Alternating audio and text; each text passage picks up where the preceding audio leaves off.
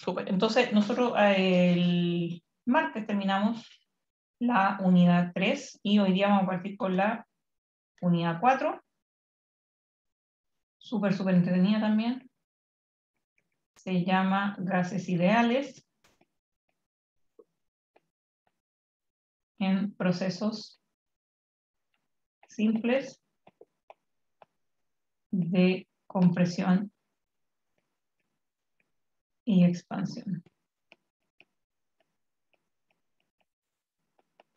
¿Ya? Entonces, bueno, el título dice gases ideales, ¿ya? Dice primero gases ideales y también habla de procesos simples de compresión y expansión. Entonces, lo que vamos a hacer en esta unidad, vamos a hablar un poco más de gases ideales. Yo sé que ustedes saben en general lo que es un gas ideal, vamos a extender su definición. Y lo otro, vamos a hablar harto de distintos procesos de compresión y expansión, ¿ya? Hay distintas, yo sé que hemos hablado de compresión y expansión y lo hablamos harto en la unidad 3, pero vamos a detallar distintas formas por las cuales se puede hacer expansión o compresión de un gas ideal, ¿ya? Y cuando me refiero a distintas formas, me refiero a distintas trayectorias. ¿Se acuerdan que en la unidad 3 nosotros hablábamos, decíamos, bueno, no sabemos la trayectoria del gas, no sabemos cómo llegó del estado 1 al 2? Bueno, ahora en esta unidad vamos a ver formas en las cuales vamos a poder entender qué ocurre en esa trayectoria, ¿ya? Entonces, bueno, pero partamos de lo más simple, ¿cierto? Hablemos un poco del gas ideal, ¿ya? Yo en la unidad 3 les dije, bueno, los gases ideales en general se consideran hasta presiones de 5 bar. Entonces, cuando las presiones son de 0 a 5 bar, más o menos, nosotros podemos decir que los gases se comportan como gas ideal, ¿ya? Entonces, en otras palabras, uno puede decir que el gas ideal es el límite de un gas real cuando la presión tiende a 0 y el volumen en su efecto va a tender a infinito, ¿cierto? Porque si las presiones son bajas, ¿qué quiere decir? Si yo tengo un volumen fijo y tengo presión baja, una presión que tiende a 0, quiere decir que las moléculas del gas van a estar súper esparcidas entre sí, ¿ya? En cambio, si yo aumento la presión, eso puede ser por compresión, presurización, etc. Aumento la presión, quiere decir que esas mismas moléculas van a estar más cercanas entre sí, ¿ya? Y una propiedad importante del gas ideal es el nivel de interacciones el cual tiene, ¿ya? Entonces, por ejemplo, cuando las presiones tienden a 0, cuando son bien bajas, y 5 bar la verdad que es bien bajo, las moléculas del gas, el aire es un ejemplo clásico del gas ideal, las moléculas están separadas entre sí, ¿ya? Eso quiere decir que no tienen interacciones importantes, ¿ya?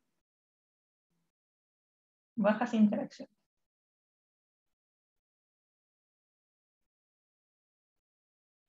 Eso es relevante porque cuando la presión aumenta y las moléculas empiezan a interaccionar, empiezan a tener, y eso lo vamos a ver harto en termo, cuando la presión empieza a aumentar, por ejemplo en el caso del aire, el aire tiene nitrógeno, oxígeno principalmente, cuando la presión empieza a aumentar, el nitrógeno se empieza a encontrar con el oxígeno y llega un momento en que están tan cerca que el nitrógeno se empieza a dar cuenta que las moléculas alrededor de él son distintas a él, y el oxígeno también se empieza a dar cuenta que no todas las moléculas que están rodeándolo son nitrógeno, o sea, son oxígeno, ¿ya? ¿Y qué genera eso? Genera un cambio en las interacciones de las moléculas, ¿ya? Y obviamente eso lo desvía del comportamiento como ideal, ¿ya? Entonces, cuando uno tiene un gas ideal, uno en general habla de que son bajas interacciones, ¿ya? Entonces, por eso me gusta definirlo acá, como la presión tiende a 0, o el volumen tiende a infinito también. O sea, otra forma de que las partículas estén bien esparcidas en el espacio es que el volumen sea muy grande, ¿ya? Y eso me va a dar un gas ideal, ¿ya? Y hay dos características principales.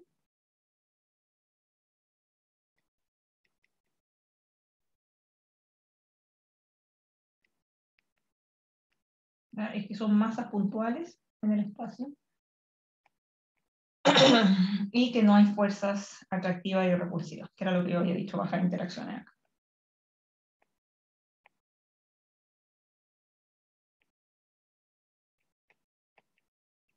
Porque eso es lo que pasa también, a medida que las moléculas están más cerca entre ellas y se ven obligadas a estar más cerca entre ellas debido a un aumento de la presión o disminución del volumen, ¿ya? Las fuerzas, por ejemplo, repulsivas, ¿cierto? Electrón-electrón, se vuelve más intensa. Entonces, porque uno obliga a estar a la molécula más cerca, incluso más cerca de lo que permite su volumen de Van der Waals, ¿ya? Entonces, ahí también hay que considerar. Súper. La ecuación de estado, la primera ecuación de estado, nosotros hablamos en termodinámica, es la ecuación de estado del gas ideal, que seguro que ustedes la conocen, ¿cierto? Es el pavo ratón, que lo vimos en la unidad 3, que se puede escribir de dos formas, como propiedad extensiva o como propiedad intensiva, ¿ya? Pero aquí lo importante es que nosotros podemos relacionar el comportamiento PBT, ¿no?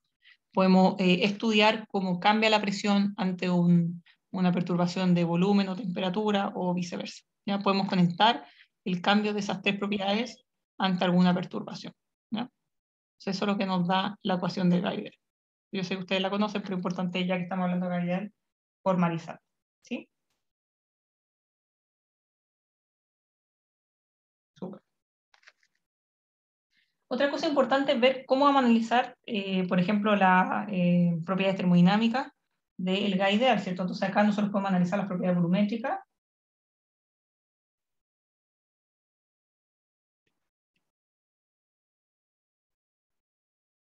pero también tenemos que analizar las propiedades termodinámicas. Una propiedad termodinámica súper importante que vimos en la unidad 2 cuando hablamos de la primera ley fue la energía interna. La energía interna, en este caso del gas ideal, ¿ya?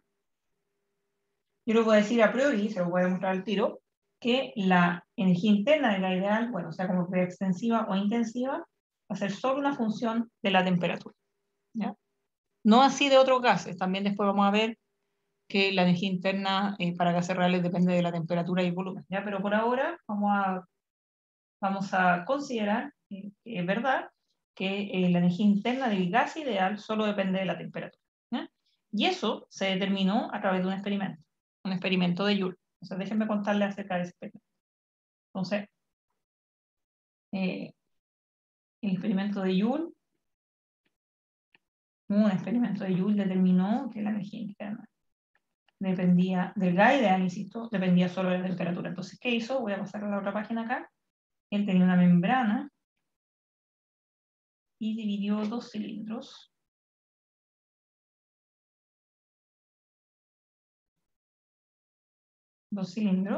Y en un lado tenía vacío, tenía un termómetro, y acá tenía un gas, con presión inicial y volumen inicial, ¿ya?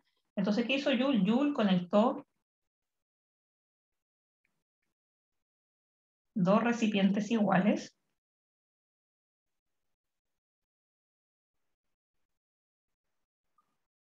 y aislados térmicamente.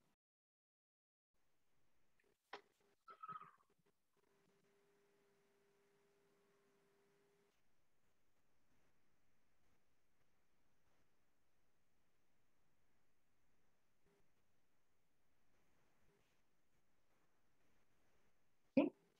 Entonces, ¿qué hizo? Teníamos esta diafragma, membrana, lo que ustedes quieran. Entonces, ¿qué es lo que hizo? Él después rompió esa membrana o diafragma.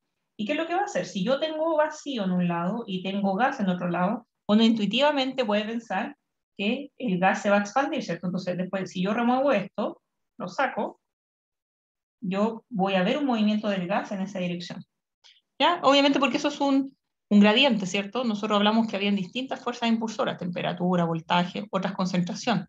Entonces nosotros podríamos pensar que esto es un gradiente de concentración, ¿cierto? Como acá no tengo nada y acá tengo el gas, bueno, al romper este diafragma, ¿cierto? Y el gas verse expuesto a un espacio más grande, se va a expandir. Entonces, ¿qué es lo que ocurre? Que el gas se expande y eso genera un aumento de volumen y una disminución en la presión. Entonces, al romper el diafragma, el gas se expandió, ¿ya? Y cuando se expande, estamos hablando que aumentó su volumen y disminuyó su presión, consecuentemente, ¿cierto? Bueno, esto lo podemos también escribir como propiedad intensiva porque no, no estoy cambiando los moles, entonces los moles son constantes. ¿Sí? Sin embargo, como esto está aislado térmicamente, como el recipiente, los recipientes están aislados térmicamente, la temperatura se mantuvo constante.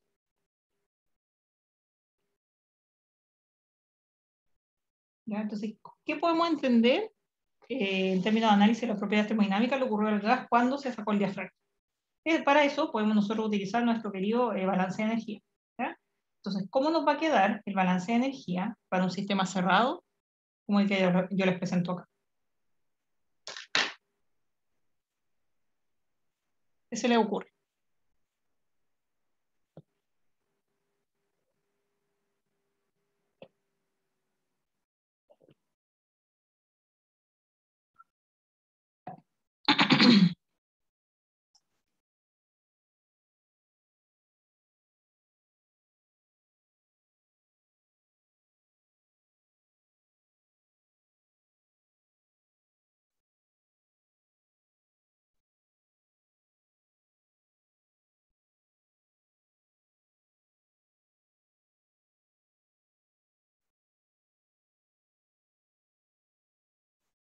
¿Cómo quedaría el balance de energía?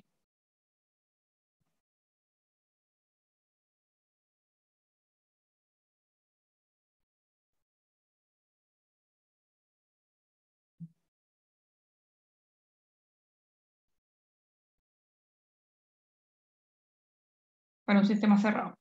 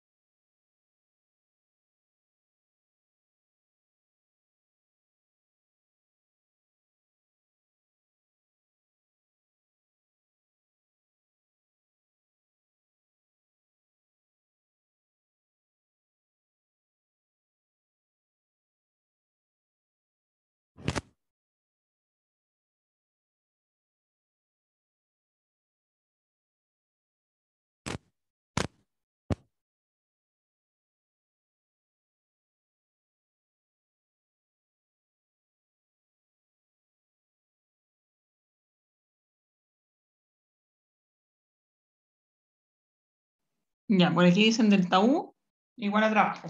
Claro, o sea, en general para un sistema cerrado, el balance de energía es delta U igual como a W.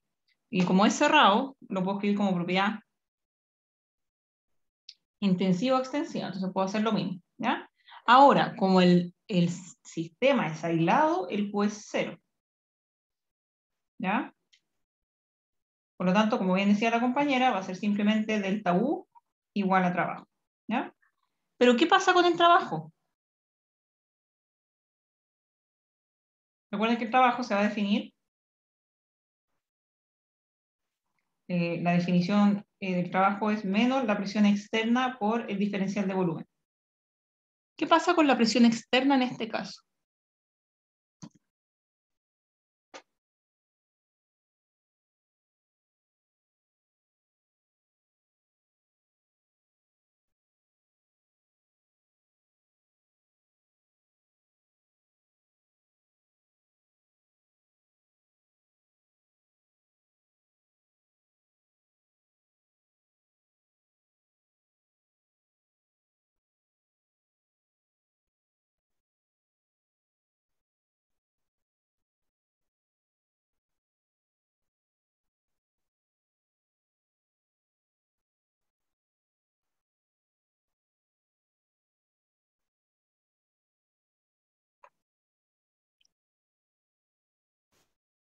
Es igual a la presión del gas.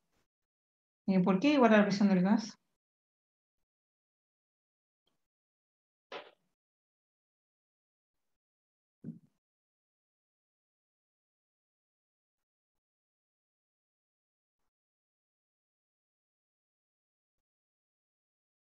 Es cero.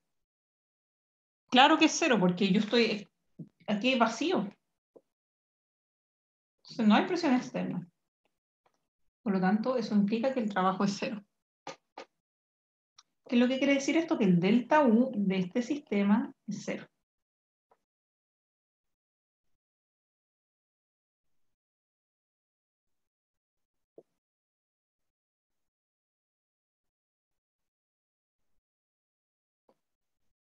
Entonces, en este caso, el experimento de Joule era una presión, era un gas a una presión en el régimen de gas ideal, una presión que tendía a cero, y él pudo determinar que, en este caso, el gas cuando se expandía, el cambio de energía interna era igual a cero.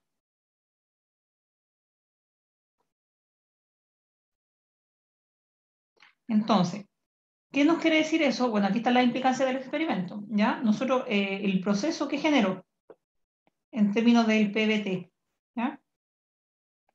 La presión disminuyó, el volumen aumentó y la temperatura se mantuvo igual, ¿ya?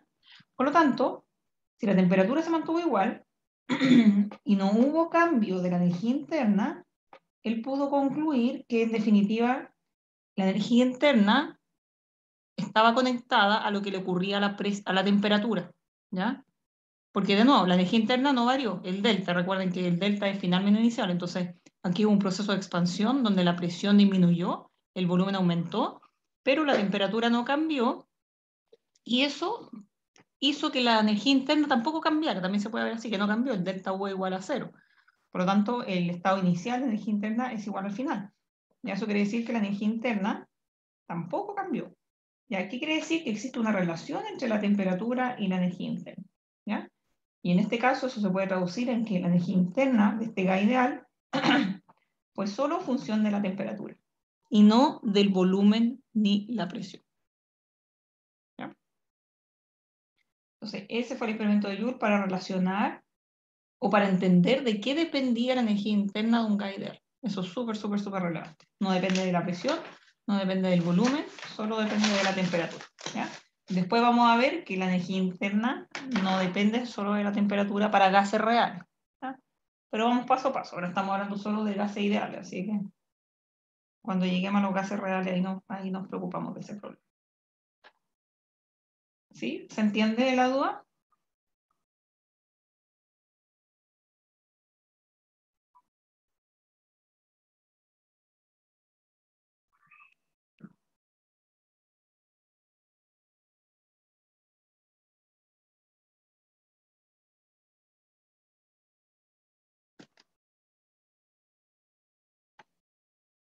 Ok.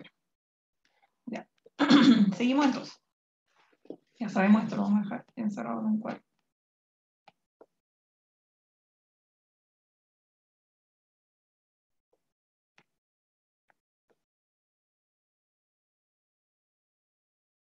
¿Ya? La otra propiedad termodinámica que nos gustaría definir en esta unidad es la propiedad de la entalpía. ¿Ya? Entonces vamos a definir la entalpía, ¿ya? Ya que la entalpía nos va a permitir poder cuantificar la energía total del sistema. No solo la energía propia de las moléculas, que es la energía interna. ¿Ya? La energía total del sistema. ¿Ya? ¿Y cómo se define? Porque es una definición, se define como U más PV. ¿Ya? Y cosas importantes que podemos saber al tiro de la entalpía es que si la energía interna es una función de estado,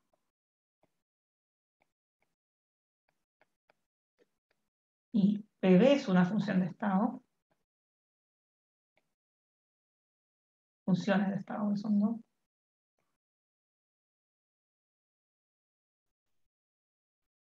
bueno, entonces consecuentemente la entalpía también va a ser una función de estado. ¿Ya? También podemos generar, como estamos hablando de gases ideales, podemos generar las relaciones que va a tener la entalpía que pueden ser utilizadas para gases ideales. Entonces, si tomamos esta definición y la escribimos como gas ideal, hay estas cosas que podemos sacar. Porque va a ser la entalpía del gas ideal por la energía interna del gas ideal más P por B del gas ideal.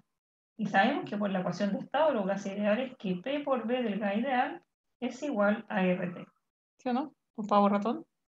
Por lo tanto, yo puedo reescribir esta ecuación y decir que la entalpía del gas ideal va a ser igual a la energía interna del gas ideal más RT. Es lo mismo. ¿Listo? Bueno, ¿de qué me sirve hacer eso? Dado un valor de energía interna, yo voy a poder conocer la entalpía si es que conozco la temperatura, ¿cierto? Entonces yo puedo conocer la energía interna, lo sumo a RT y me da la entalpía, siempre y cuando esté en el régimen de gas ideal. ¿Ya? ¿Qué más me da esta relación? También podemos ver que la entalpía del gas ideal también va a depender solo de la temperatura. ¿Por qué? Porque ya vimos que la energía interna del gas ideal solo dependía de la temperatura. El RT solo depende de la temperatura, porque el R es una constante. Por lo tanto, la entalpía también va a depender solo de la temperatura.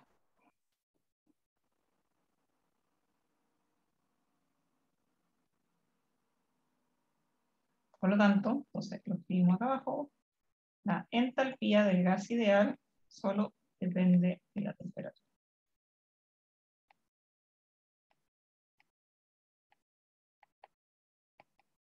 ¿Se entiende eso? Sí, profe. Ya. Entonces tenemos que, para cuando estamos en el régimen de gas ideal, hasta presiones de 5 bar, la energía interna y la entalpía dependen de la temperatura.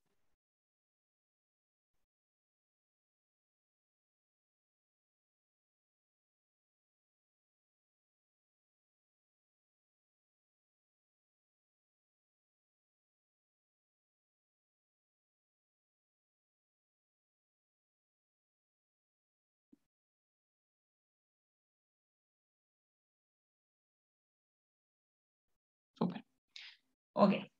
Ahora sabemos que la energía interna se relaciona, es una función de la temperatura, y la entalpía es una función de la temperatura, por lo tanto, si escribimos la misma relación, va a ser delta H, el gas ideal, ¿ya? Va a depender de algo con la variación de temperatura, ¿cierto? Lo mismo para la energía interna. Pero ¿cómo se relacionan la entalpía y la energía interna con la temperatura? Pues sabemos que son funciones de la temperatura, pero ok, ¿cuál es la relación directa que existe entre este delta T y la entalpía o la energía interna? Entonces eso es lo que tenemos que ver ahora. Entonces, lo importante es cómo se relaciona la entalpía y energía interna con la temperatura. Con T. ¿Sí? Bueno, y para eso vamos a tener que hacer dos experimentos. O sea, lo que vamos a hacer primero, vamos a hacer un experimento a volumen, una expansión del gas a volumen constante. ¿Ya? Entonces, ¿qué es lo que vamos a hacer? Vamos a tener un cilindro pistón.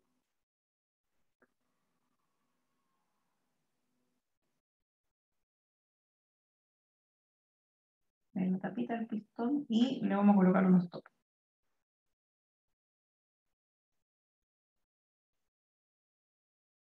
Y esto va a estar aislado.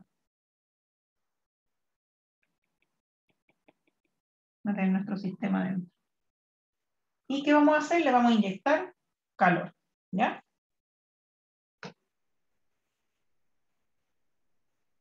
Entonces, ¿por qué volumen constante? Porque tiene los topes. Por eso volumen constante. Entonces, yo voy a tener un gas que va a ser mi sistema dentro del cilindro pistón, el cual tiene topes y lo voy a empezar a calentar. ¿Ya? E intuitivamente nosotros sabemos al tiro que eso va a generar un incremento de la temperatura. ¿Sí? Entonces, ¿qué es lo que nosotros podemos decir? Nosotros podemos decir que este calor que se está entregando, ¿ya? Que es proporcional al número de moles que hay en el sistema, va a ser igual a una constante, que también va a ser proporcional al número de moles del sistema por un delta T. ¿Ya? Entonces, ¿qué quiere decir? Que esta constante es una constante de proporcionalidad entre el calor que yo estoy entregando y el aumento de temperatura que yo estoy observando. ¿Ya? Porque intuitivamente yo voy a inyectar, sí, por buen punto, este cilindro no está aislado, nadie me dijo nada, está inventando aquí que el cilindro está aislado. El cilindro no puede estar aislado si estoy entregándole calor, ¿cierto? Ahí no me dije, como siempre lo dibujamos aislado, ya. El cilindro no está aislado porque si no, el sistema no absorbería calor, no aumentaría la temperatura. Entonces, ¿qué es lo que pasa? Que la transferencia de calor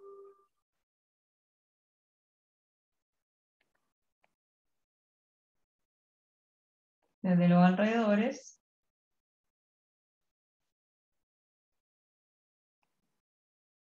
genera un aumento de la temperatura. ¿Ya? Entonces, ¿qué quiere decir? Quiere decir que el calor que yo estoy inyectando al sistema es proporcional al cambio de temperatura que yo estoy observando. Y proporcional a través de una constante de proporcional, y la vamos a llamar C. ¿Sí? ¿Se entiende eso? ¿Se entiende esa idea en general?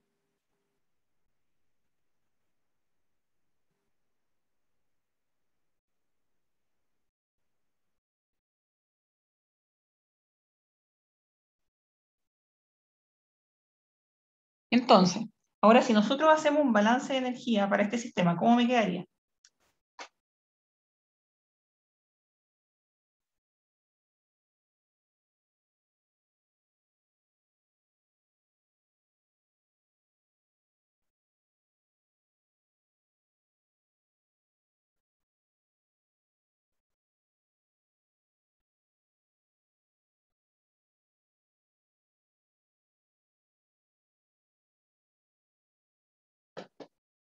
¿Cómo me quedaría el balance de energía para este sistema?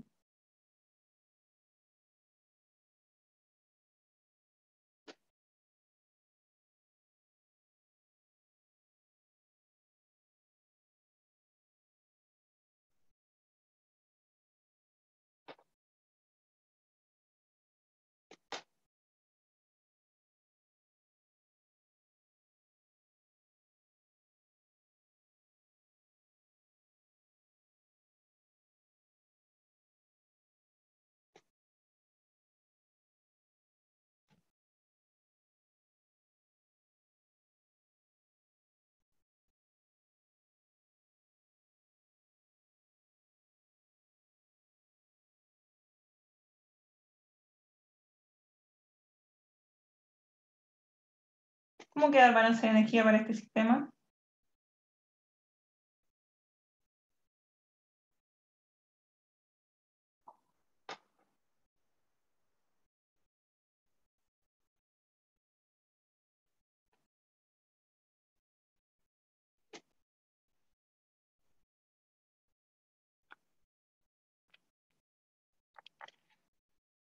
Dice delta U igual por C por delta T. Claro, porque en general va a ser así, ¿cierto? De nuevo, si esto es un sistema cerrado. Sistema cerrado, delta U igual Q más W. ¿Ya? Pero el trabajo es cero porque recuerden que el trabajo, ¿cierto? Igual a menos P por dB. Si el dB es cero, el trabajo es cero. ¿Ya? Entonces me va a quedar delta U igual a Q. Pero yo también sé que el Q tiene otra forma y que es esta constante de proporcionalidad por delta T. ¿Ya? Entonces eso es súper, súper importante porque ¿qué es lo que quiere decir? Quiere decir que el delta U está conectado con esta constante de proporcionalidad y el delta T. ¿Sí?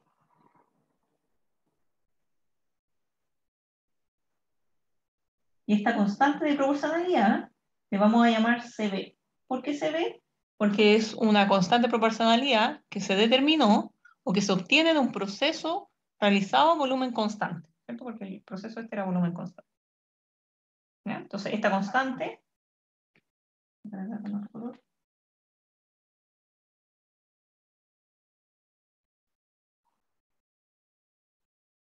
fue medida en un experimento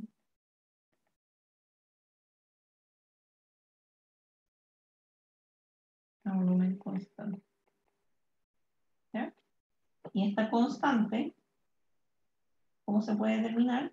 Se puede determinar como básicamente un delta U dividido un delta T. O en otras palabras, puede ser un U en un instante, una temperatura final, menos U en un instante inicial, ¿cierto? Dividido por la temperatura que se obtiene en el tiempo final, menos la temperatura que se obtiene en el tiempo inicial. ¿Ya? Si uno realiza este cambio en forma diferencial,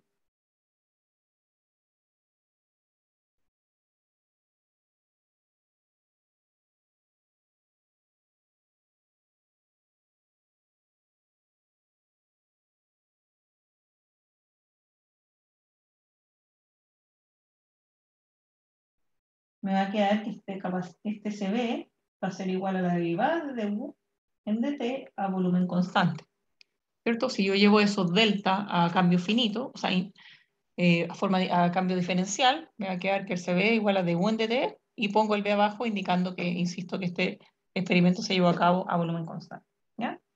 Y este CB se conoce como capacidad calorífica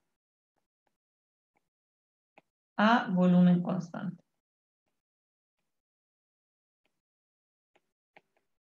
¿Ya? ¿Y qué es lo que hace esta capacidad calorífica? Nos permite cuantificar la relación entre el cambio de temperatura con el cambio de energía interna, ¿ya? Cuando el proceso se lleva a cabo a volumen constante. Que representa la capacidad calorífica de un sistema, es cuánto está asociado, si ustedes ven solamente la definición, está asociado básicamente a cuánto aumentar la energía interna ante un cambio de delta T, ¿ya? Entonces eso nos va a permitir entender, por ejemplo, si yo quisiera lograr un aumento de energía interna, qué tipo de gradiente de temperatura o qué orden de magnitud de gradiente de temperatura voy a tener que inyectar al sistema para poder lograr el cambio esperado, ¿ya? Entonces, cuantifica la relación de incrementos de temperatura y energía interna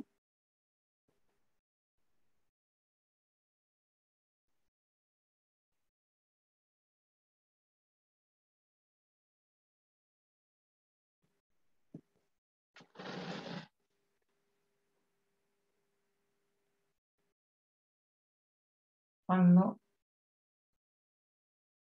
el proceso se lleva a cabo a volumen constante. ¿Ya? Denme un segundo que tengo que ir a cerrar una parte igual.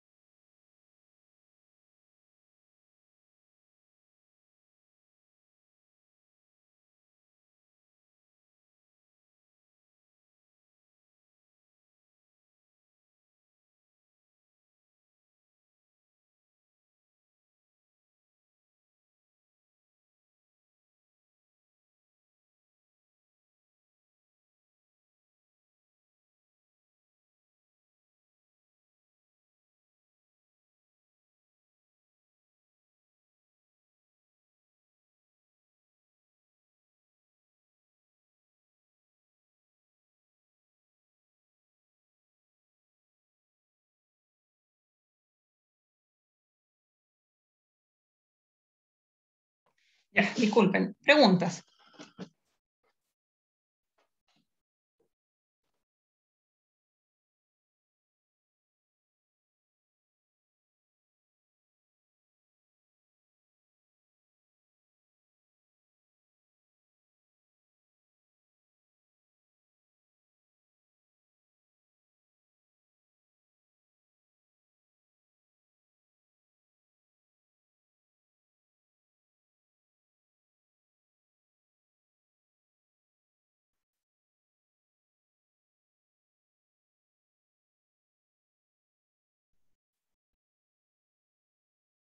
¿No hay preguntas? Ok.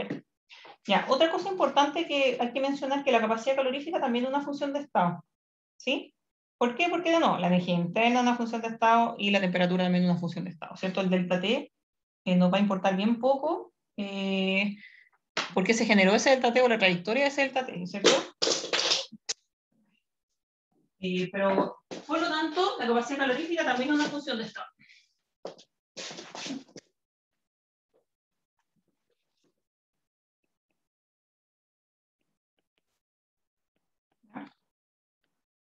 Súper.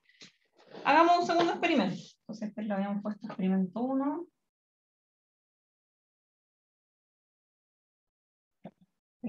Experimento 1.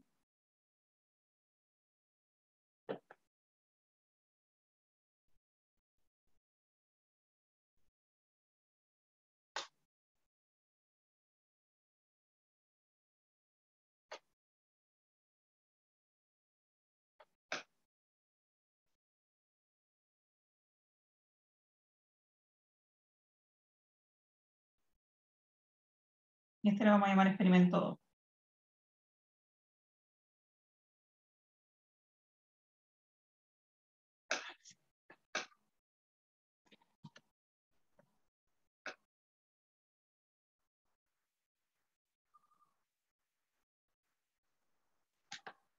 Y el segundo experimento que vamos a hacer lo mismo, pero a presión constante.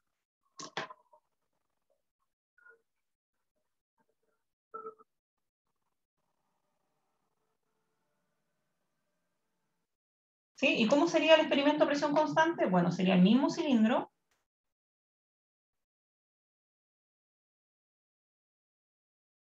sin top, ¿cierto?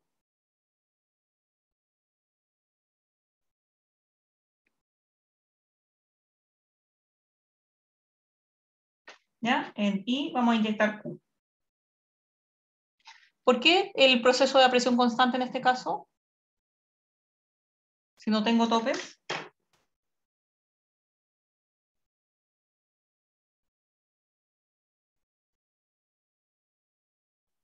Porque en todo momento se iguala con el exterior. Porque la presión externa es constante. ¿Ya? La presión externa, ¿cuál es? Es la presión atmosférica y la presión de la masa del pistón. ¿Ya? La presión es constante, pero no es porque se igualan en todo el proceso. Acá yo no, en ningún momento he dicho que el proceso es reversible, no he dicho nada acerca de la trayectoria, no he dicho que el proceso es irreversible, que es lento, que es rápido. Por lo tanto, no podemos hacer esa suposición. ¿Ya? Sin embargo, lo que sí podemos saber es que la presión externa es constante. ¿Ya? Por lo tanto, el gas, nosotros intuitivamente vamos a saber que a medida que yo inyecto Q acá, el gas se va a empezar a expandir, ¿ya? Y se va a expandir contra una presión que es constante, ¿cierto? Que va a ser la atmósfera y esta masa del pistón aquí.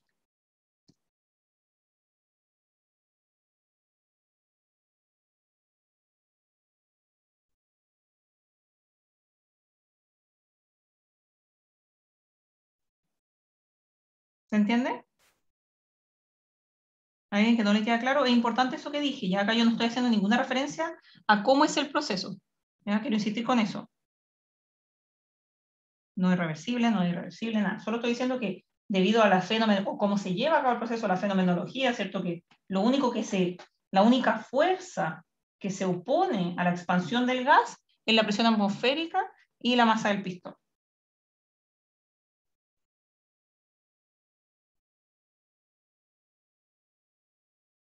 ¿Sí? Súper. Entonces, va a pasar algo muy similar a lo que pasó anteriormente, ¿ya? ¿Qué va a pasar? Nosotros intuitivamente sabemos que al inyectar Q, ¿ya? Vamos a inyectar Q, va a generar un cambio en la temperatura, ¿sí? Sin embargo, en este caso también va a cambiar el volumen, porque yo me estoy expandiendo, entonces estoy cambiando este dx. Entonces, nosotros ahora cuando planteemos el balance, delta U igual Q más W, nada se va a ir a cero, ¿ya? Porque ahora, por ejemplo, el gas va a seguir teniendo un valor, porque la presión externa va a tener un valor y el delta de volumen va a tener un valor. ¿Ya? En este caso no va a ser cero, tampoco aislado, por lo tanto tampoco se hace cero. ¿Sí? Y nosotros podemos plantear de la misma forma anterior que el Q va a ser proporcional a una constante de proporcionalidad por el delta T. Y como este proceso se llevó a cabo a presión constante, a esta constante de proporcionalidad la vamos a llamar Cp.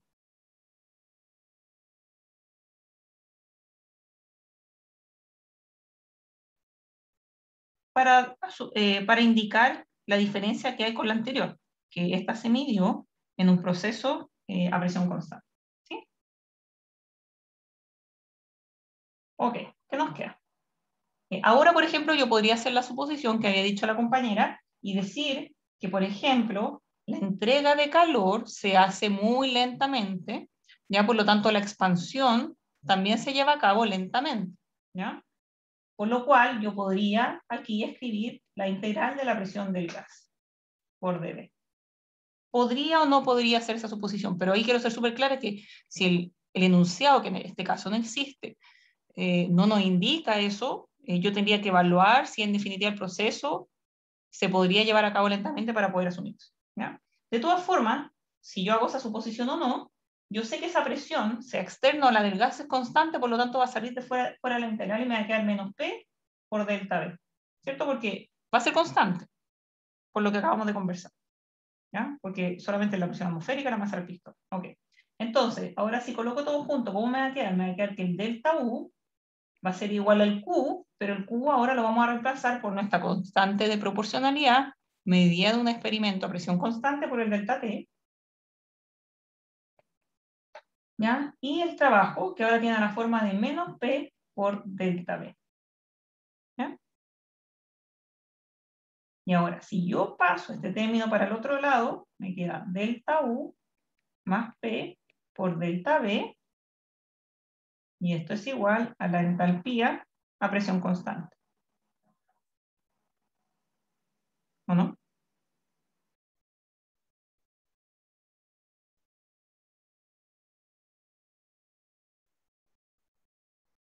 Insisto, a presión constante, este es un experimento a presión constante. Y eso va a ser igual a Cp por delta T. Es lo que podemos, ¿por qué insisto harto con presión constante? Porque recuerden que la entalpía, su definición es U más PV. Por lo tanto, cuando yo diferencio, ¿qué es lo que hago? Hago dH va a ser igual a du, más aquí tengo que hacer diferenciar la regla de la cadena, ¿cierto? Va a ser P por dB más B por dP, ¿ya?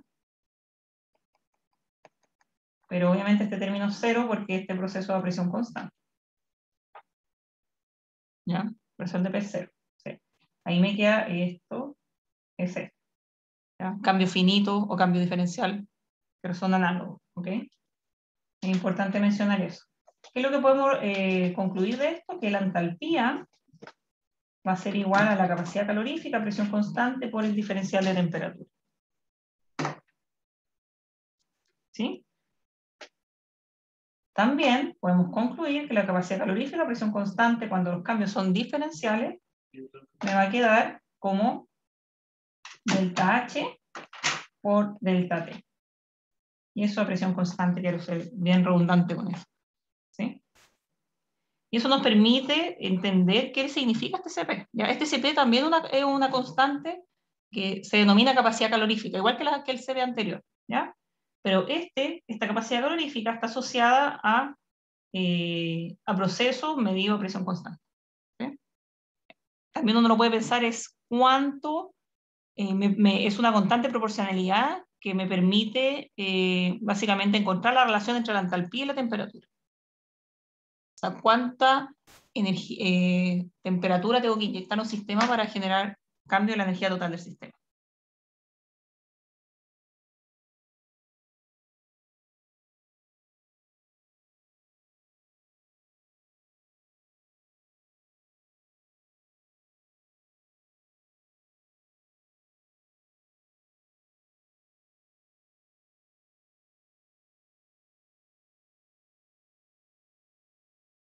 ¿Se entiende?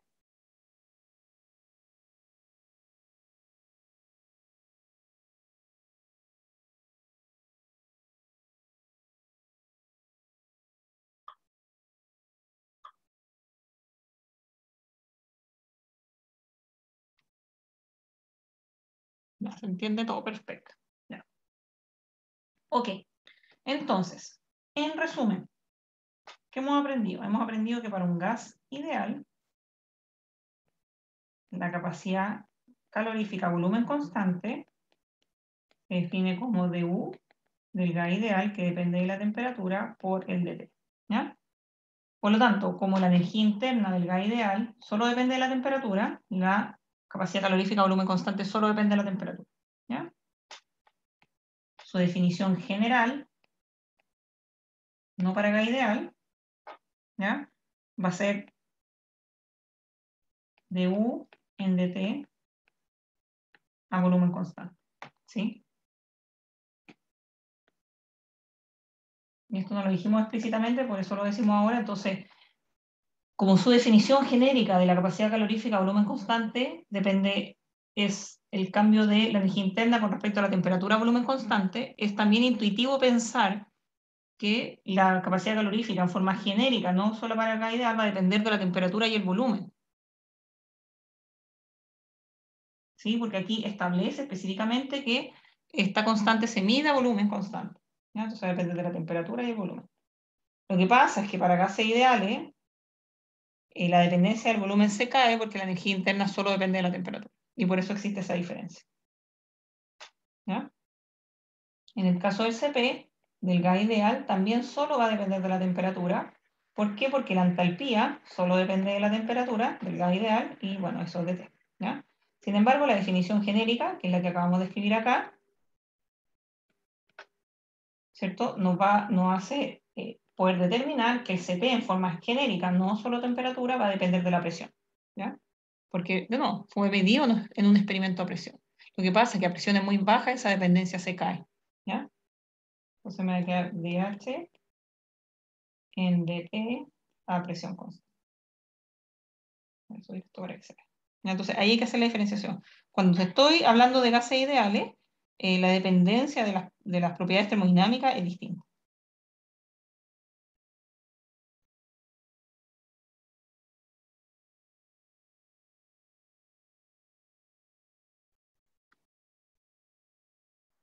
Otra cosa que quería mencionar era que nosotros conocemos y utilizamos valores aproximados para el CB y el CP cuando son gases ideales.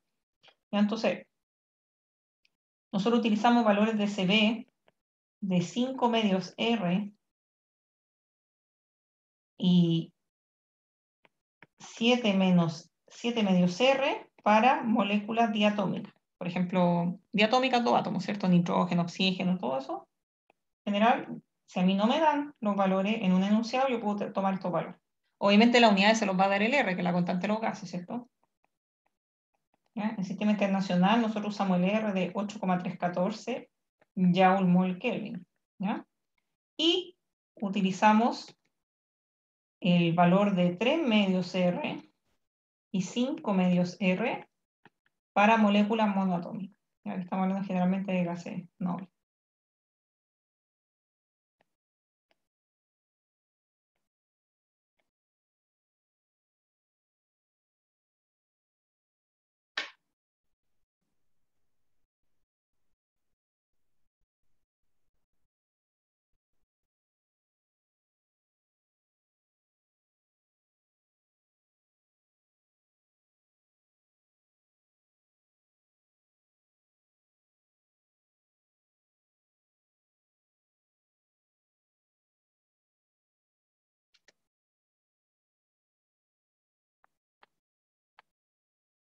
Preguntas.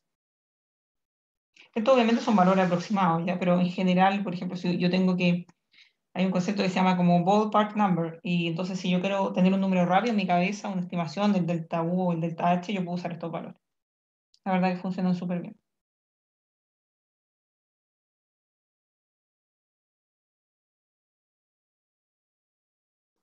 Profe, ¿Sí? en el CP de monotómica es una R también. Sí, todo, sí, que está. El CP de monotómico, sí, todo esto es. Ah, ya, gracias.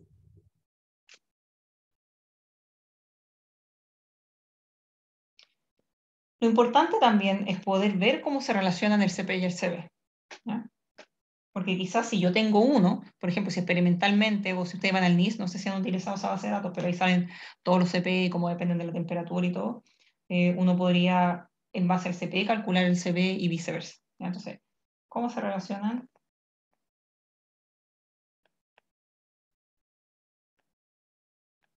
el CB y el CP?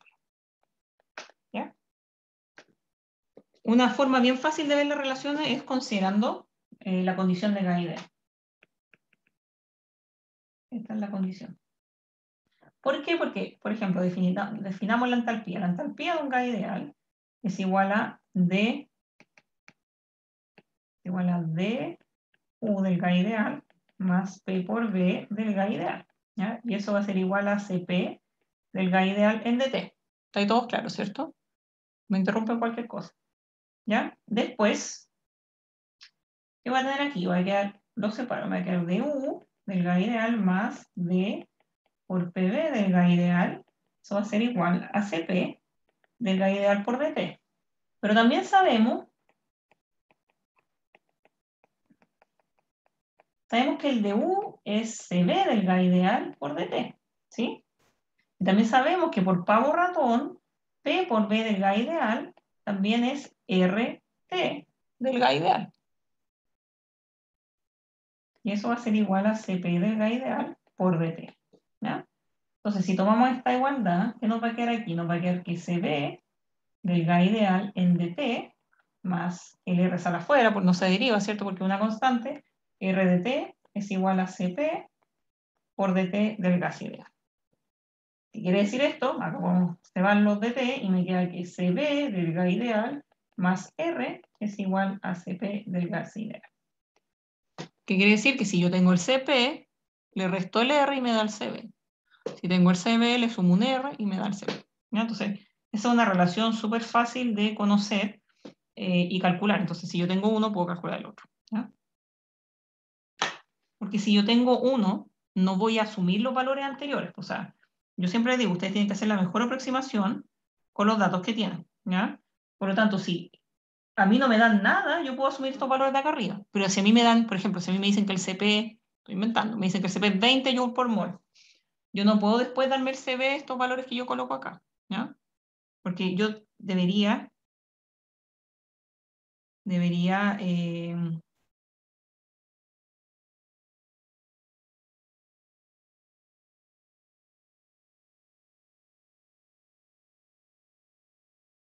poder hacer la mejor aproximación con la información que tengo.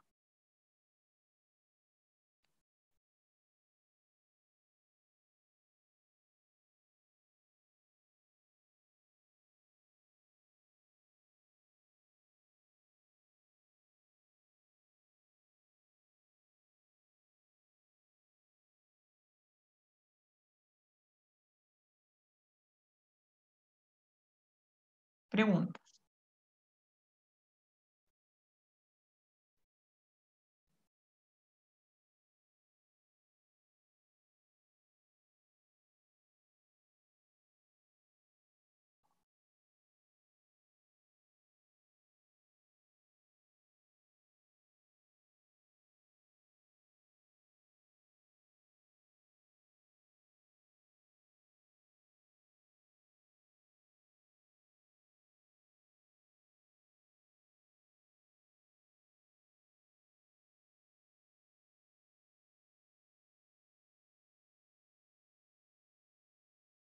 ¿No? Ok, ya. Algo que es importante recordar justo en esta parte es que la entalpía y la energía interna, recuerden que son funciones de estado. ¿Ya? La entalpía y energía interna son funciones de estado. Entonces recuerden nuestra regla. ¿Ya? No importa el camino, solo donde yo empiezo y termino. ¿Ya? Sin embargo, por alguna razón, y sobre todo cuando veamos tablas de vapor y los diagramas de propiedades termodinámicas en la unidad 8, nos vamos a dar cuenta que existen casos en que yo necesitaría evaluar un valor absoluto. ¿Ya? ¿Qué quiere decir eso? Por ejemplo, que yo necesitaría, por ejemplo, saber el valor de la entalpía a 20 grados Celsius. ¿Ya? Yo necesito conocer ese valor. Esto obviamente es distinto de conocer un delta H. Cuando el delta T es igual a 20 grados Celsius. No es lo mismo, ¿cierto? Acá yo quiero conocer el valor de la entalpía en un valor de temperatura finito. ¿Ya? No es que hubo un cambio en el proceso de 20 grados Celsius, sino cuánto vale la entalpía a 20 grados Celsius. ¿Sí? Entonces, existen casos, y de nuevo insisto, para las tablas de vapor, así salen las tablas de vapor, y así se hacen los diagramas de propiedades termodinámicas, que es necesario establecer valores absolutos. ¿Ya? Entonces, cuando se necesita conocer valores absolutos de funciones de estado, lo que yo tengo que utilizar son sistemas de referencia.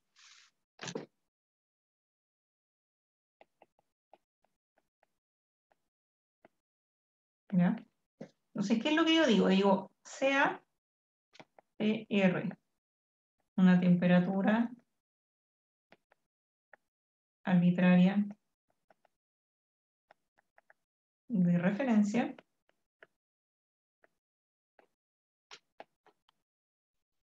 voy a darme un valor de TR tal que la entalpía del gas ideal a esa temperatura TR me dé cero. De tal forma que cuando yo calcule la variación de entalpía y haga la integral, la voy a hacer de TR a mi temperatura de interés, que de acuerdo a mi ejemplo era 20 grados Celsius. ¿Ya? Y ahí voy a tener el CP por delta T. Entonces después cuando yo evalúe, me va a quedar la entalpía, el gas ideal, ¿cierto? Mi temperatura de interés, que insisto, es un ejemplo nomás de 20 grados Celsius, menos la entalpía del gas ideal a mi temperatura de referencia, me va a quedar después el CP por el DT. ¿Sí?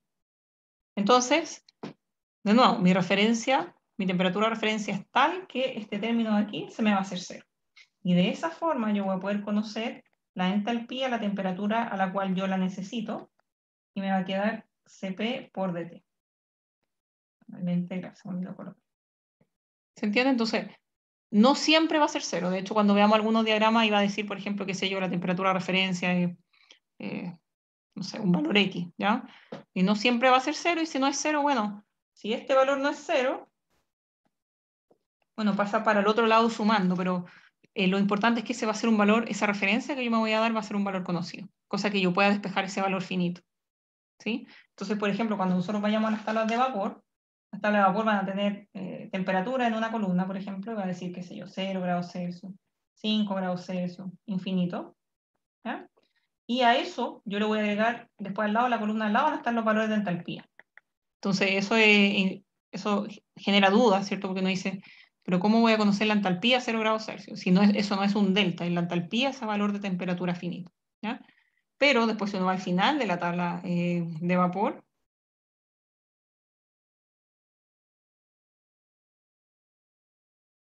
uno puede ver que en definitiva hubo una referencia ahí por la cual se despejó ese valor. ¿Se entiende? Esto igual puede generarte preguntas.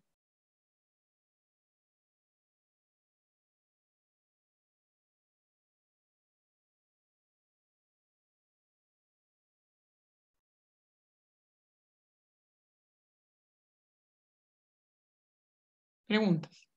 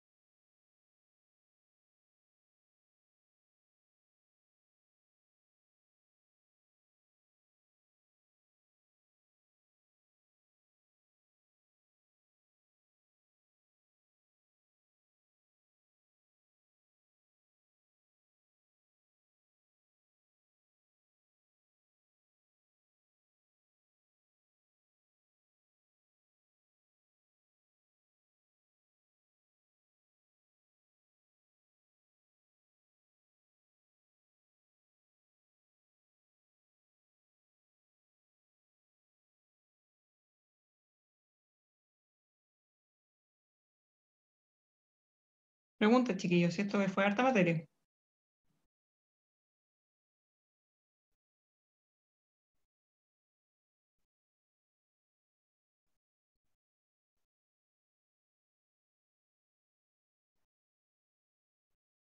Yo creo que se entiende, pero hay que dejar de cantar un poco la información. Ya. Bueno, entonces si no hay duda, yo creo que como son las 12 lo vamos a dejar acá para no partir con otro tópico nuevo, ¿sí? Porque de ahí nos queda la segunda parte que vamos a analizar estas trayectorias que les comentaba al principio, pero sería bueno, igual la unidad 4 es más larga, probablemente vamos a estar 2 clases más con la unidad 2, o sea, con la unidad 4. Así que hay tiempo. ¿Ya?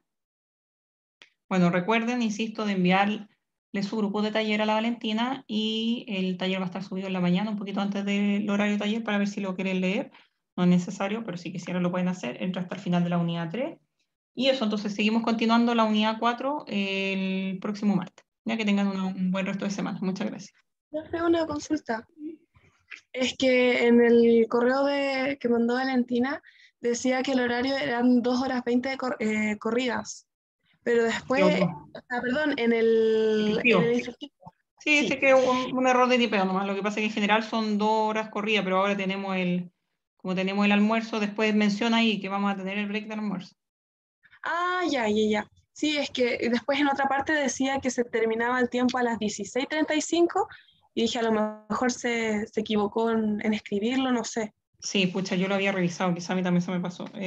Lo voy a revisar, pero en definitiva son los 2 bloques de taller y la sesión se cierra durante el almuerzo, entonces son 2 horas 20. ¿Ya? Porque el taller Ah, está hecho para que ustedes lo hagan en 2 horas 20, no en...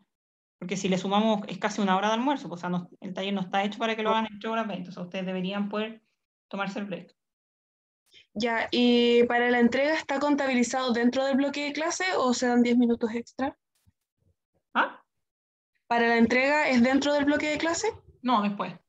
O sea, Ah, el ok. taller está hecho para que ustedes hagan todo en la hora 2 horas 20, pero por experiencia nosotros sabemos que como en armar el PDF se demoran un poco más, entonces por eso le damos un poco más. Ya, eso era. Gracias.